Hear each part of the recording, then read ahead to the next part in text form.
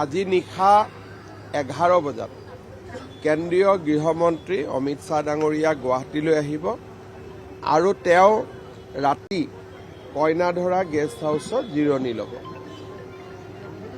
অহাকালি ৰাতিপুৱা 10 বজাত তেখেত শ্বহীদ স্মাৰকলৈ যাব আৰু অসম আন্দোলনৰ জাতীয় শ্বহীদসকললৈ শ্ৰদ্ধাঞ্জলি জ্ঞাপন কৰিব। তাৰ পিছত তেখেত বৰদোৱালৈ যাব। বৰদোৱা বটদ্ৰৱাত মহাপুৰুষ শ্ৰীমন্ত শংকৰদেৱ আবিৰ্ভাৱ ক্ষেত্ৰ তাৰ শুভ উদ্বোধন হ'ব। প্ৰায় 200 কোটি টকাৰে ৰাজ্য চৰকাৰে এখন সুন্দৰ আবিৰ্ভাৱ ক্ষেত্ৰ নিৰ্মাণ কৰি উলিয়াইছে। এই আবিৰ্ভাৱ ক্ষেত্ৰখনৰ আধাৰশিলাও অমিত শ্বাহ ডাঙৰীয়াই স্থাপন কৰিছিল আৰু তেখেতৰ কৰ কমলেৰে অহাকালি এই আবিৰ্ভাৱ ক্ষেত্ৰখনি উদ্বোধন কৰা হ'ব। তাৰ পিছত তেখেত গুৱাহাটীলৈ আহিব। গুৱাহাটী মহানগৰ পুলিচ আয়ুক্তৰ কাৰ্যালয় এটা আধুনিক বিল্ডিং, য'ত নেকি গোটেই গুৱাহাটীৰ ট্ৰেফিক কণ্ট্ৰল হ'ব। CCTV গোটেই গুৱাহাটীৰ CCTV য'ত চাই থাকিব পৰা হ'ব, তেনেকুৱা আধুনিক ব্যৱস্থা সম্বলিত গুৱাহাটীৰ পুলিচ আয়ুক্তৰ ভৱন তেখেতে শুভ উদ্বোধন কৰিব। তাতে এখন প্ৰদৰ্শনীও হ'ব।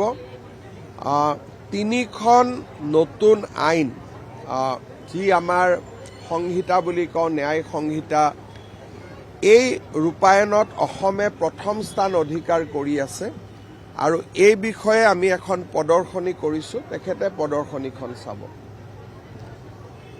4 বজাত তেখেত আমাৰ জ্যোতি বিষ্ণু আন্তৰ্জাতিক কলা মন্দিৰলৈ যাব আৰু 5000 আসনযুক্ত জ্যোতি বিষ্ণু আন্তৰ্জাতিক কলা মন্দিৰৰ শুভ উদ্বোধন কৰিব।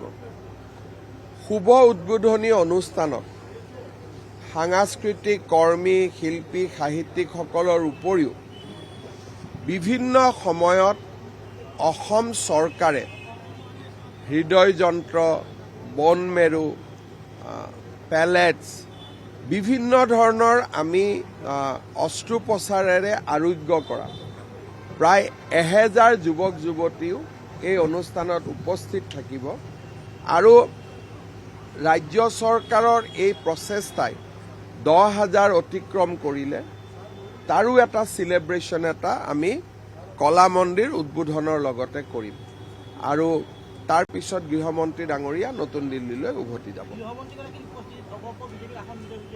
তেনেকুৱা ৰাজনৈতিক কথা এইবাৰ ৰখা হোৱা নাই আৰু কিন্তু স্বাভাৱিকভাৱে বৰদোৱাত তেওঁ কেশৱ মহন্তক লগ পাব, শ্বহীদ স্মাৰকত অতুল বৰাক লগ পাব, কিন্তু আনুষ্ঠানিক কোনো আলোচনা আমি ৰখা নাই আৰু মই ভাবোঁ যে অসমত আনুষ্ঠানিক আলোচনা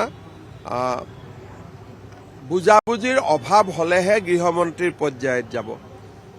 আদাৰৱাইজ আমি নিজৰ ভিতৰতে চেছ কৰি লৈ তাত অনুমোদনৰ কাৰণে পঠালেও হ'ব, কিন্তু যদি বুজাবুজিৰ অভাৱ থাকে ডেফিনেটলি গৃহমন্ত্ৰী ডাঙৰীয়াই হস্তক্ষেপ কৰিব। আপুনি বিচৰা বাতৰি পাব কেৱল নিউজ 18 এপত। নিউজ 18 এপ ডাউনলোড কৰিবলৈ স্কেন কৰক এই QR কোড। গুগল প্লে ষ্টৰতো পাব এই নিউজ 18 এপ।